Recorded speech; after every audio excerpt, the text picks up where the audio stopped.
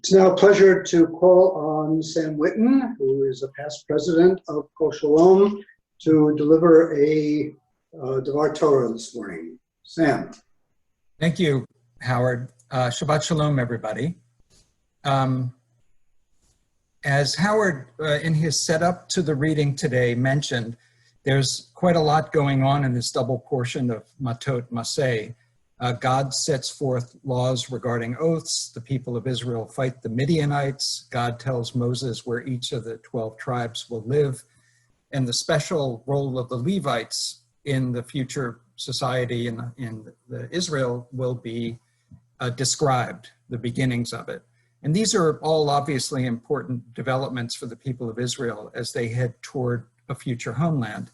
And along with these developments, in this week's Parsha, in Bamidbar 35, God tells the people of Israel to plan to create 6 cities of refuge in their future homeland. And these cities of refuge will have a very specific purpose, according to today's reading. They serve as havens for those who have killed someone accidentally and therefore are at risk of revenge killings from family members of the deceased, even though the death may not have been intentional. So what's this all about? This need for protection from rapid revenge actions was necessary for a society that did not yet have a well-developed judicial system. Protection was essential. A city of refuge provided perpetrators safety and a means to be sure that those involved in a killing had a third party review the case rather than just the family of the victim. And in Maseh, in chapter 35, this is spelled out step by step, and I'll read just a few of these verses. The Lord said to Moses, "Speak to the Israelites and say to them, when you cross Jordan into Canaan, select some towns to be your cities of refuge to which a person who has killed someone accidentally may flee. They will be places of refuge from the avenger, so that anyone accused of murder may not die before they stand trial before the assembly. These 6 towns you give will be your cities of refuge, 3 on one side of the Jordan and 3 in Canaan. These 6 towns will be a place of refuge for Israelites and for foreigners residing among them, so that anyone who has killed another accidentally can flee there." So one immediate observation about this is that the people of Israel didn't come up with this idea of cities of refuge. This was dictated by God. Right up front, God wanted to ensure that the people of Israel would be thoughtful and careful in the administration of justice. And I hadn't realized before I started preparing this Devar the layers of learning that derive with these sentences in today's portion. So first, I would note that the cities of refuge concept isn't just discussed here, it's discussed in various ways as a commandment from God in other parts of the Tanakh. It's in Shemot, in Dvarim, and eventually in Joshua when there's more detail. And beyond these primary texts, the rules relating to these cities and the philosophy underlying them are discussed in the Talmud and flow into many other aspects of Jewish law and ethics. In a way, the principles behind cities of refuge may be of equal importance in the Jewish tradition as the cities themselves. So in reading the commentary, I want to pull out 3 teachings that are relevant to the way cities of refuge are approached. So first is the basic concept that these cities are meant to be temporary protection to consider guilt or innocence. No doubt the families of the victims would have their say, but the decision on culpability belongs to neutral third parties. So looking to what this means today, the system of cities of refuge is relevant to today's more detailed concepts of due process of law. Although the biblical texts do not dictate details like we have in today's courts and judicial systems on witness testimony and jury instructions, the commentators describe a process that is designed to give the accused rights. There is an initial vetting of the matter by elders in the cities of refuge when the individual first arrive. That's followed by more careful consideration by the larger community in the city of refuge who would make the final decision on the facts and the fate of the accused. If the accused is found to have killed unintentionally, the accused would be entitled to long-term protection in the city of refuge. So that's the first learning, is due process. Next, a second important aspect of the teaching is the special role of the Levites in the cities of refuge. Their role is discussed more later in the Tanakh and Joshua, but is worth noting here. One commentator explains the Levite role as follows. The establishment of those privileged sanctuaries among the cities of the Levites is probably traceable to the idea that the Levites would be the most suitable and impartial judges, that their presence in council might calm or restrain the stormy passions of the blood avenger. By their consecration as priests, the Levites were mediators between the Israelites and God. As such, they would have been gifted to calmly mediate between the attacker and the victim's family, ensuring no more bloodshed would occur.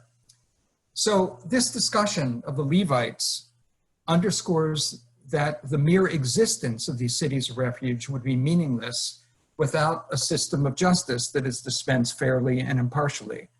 This instruction forecasts the imperative for judges today to treat all parties before them with dignity and to look at the law and facts of each case in a dispassionate way. It also makes clear, quite importantly, that both the victim and the alleged perpetrator have the right to be heard and respected. And finally, we learn important lessons simply from the way these cities were located and designed.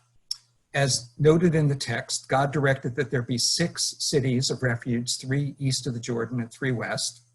They were placed so that there was no tribe that was too far from a city of refuge, and they were available to everyone, no matter where they were or who they were.